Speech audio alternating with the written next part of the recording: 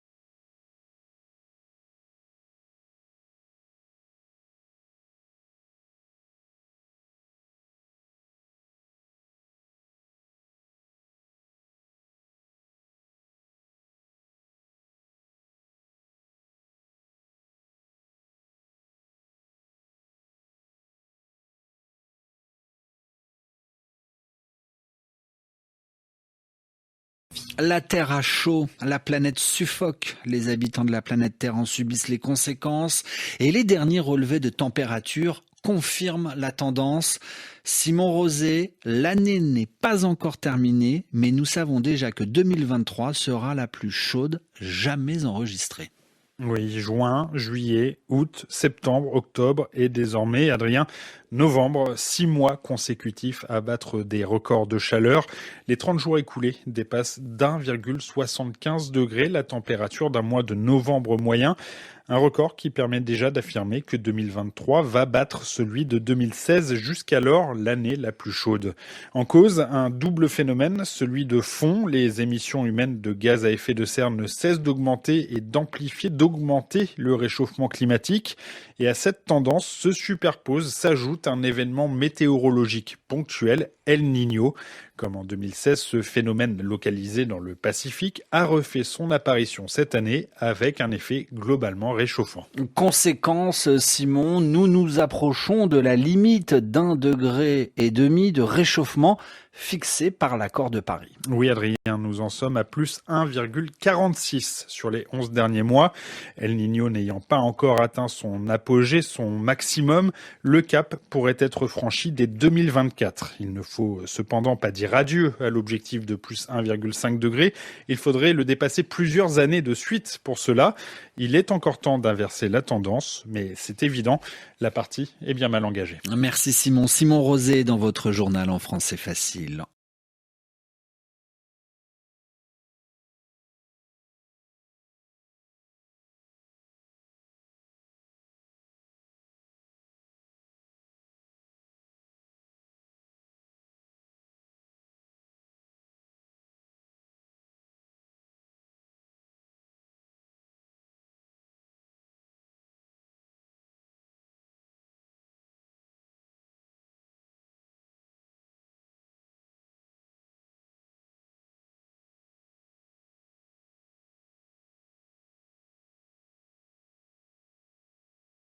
La Terre a chaud, la planète suffoque, les habitants de la planète Terre en subissent les conséquences et les derniers relevés de température confirment la tendance.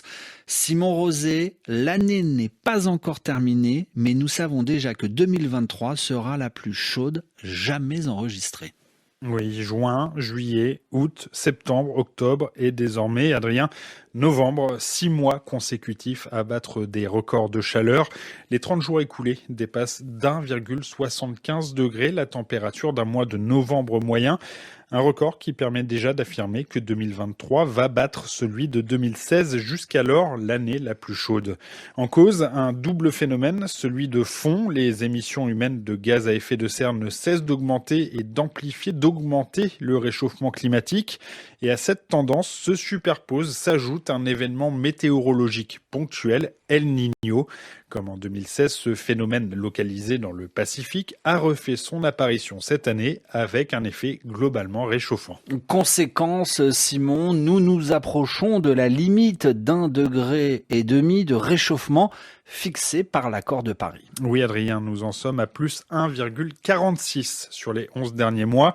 El Niño n'ayant pas encore atteint son apogée, son maximum, le cap pourrait être franchi dès 2024. Il ne faut cependant pas dire adieu à l'objectif de plus 1,5 degré. Il faudrait le dépasser plusieurs années de suite pour cela. Il est encore temps d'inverser la tendance, mais c'est évident, la partie est bien mal engagée. Merci Simon. Simon Rosé dans votre journal en français facile.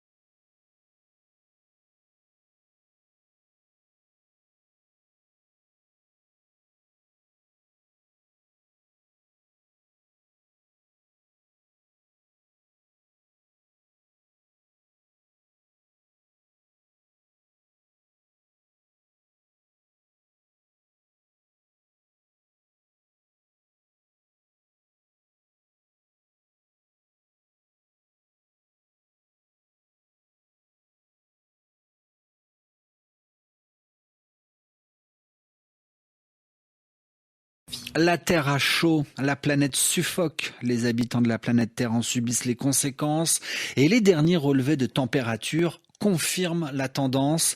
Simon Rosé, l'année n'est pas encore terminée, mais nous savons déjà que 2023 sera la plus chaude jamais enregistrée.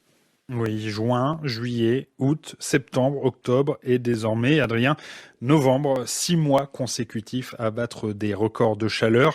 Les 30 jours écoulés dépassent d'1,75 degré la température d'un mois de novembre moyen. Un record qui permet déjà d'affirmer que 2023 va battre celui de 2016, jusqu'alors l'année la plus chaude.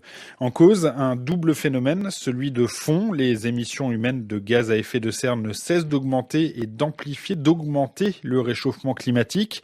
Et à cette tendance se superpose, s'ajoute un événement météorologique ponctuel, El Niño.